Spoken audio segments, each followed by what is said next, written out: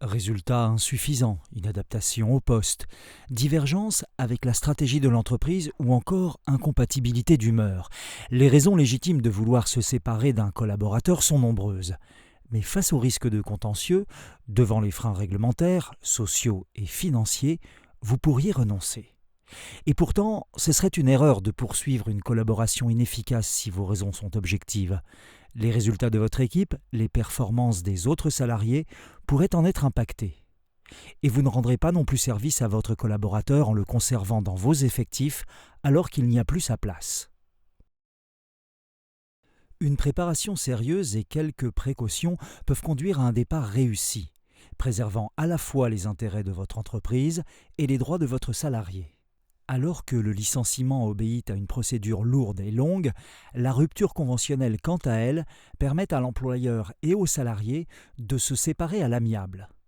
La procédure, moins conflictuelle, et grâce à des étapes clairement définies, plus souples que le licenciement, vous permet de négocier directement avec votre collaborateur les termes de son départ, sans que planent les risques de le voir ensuite contester son départ devant les prud'hommes.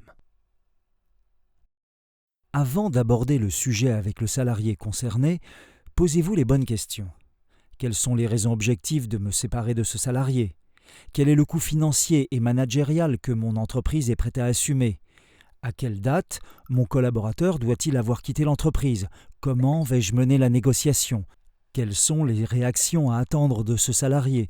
Et évidemment beaucoup d'autres questions dont vous trouverez les réponses dans les séquences suivantes. Si la procédure de la rupture conventionnelle est plus rapide et plus simple qu'un licenciement, elle demeure soumise à des délais légaux.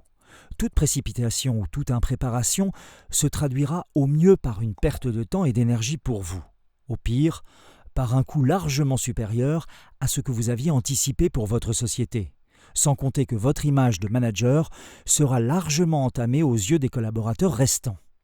Il vous revient donc de rester maître du calendrier, d'instaurer un climat de confiance avec le salarié dont vous souhaitez vous séparer et de respecter les étapes obligatoires. En adoptant une démarche gagnante, en préparant minutieusement cette rupture, vous aborderez les entretiens de négociation en position de force. Nos conseils d'experts, que vous découvrirez dans les vidéos suivantes, seront la clé de votre réussite. Téléchargez et utilisez également tous nos documents et outils pour agir efficacement. Et surtout, n'oubliez pas, n'agissez pas dans la précipitation. Posez-vous les bonnes questions avant toute démarche. Favorisez un climat de confiance.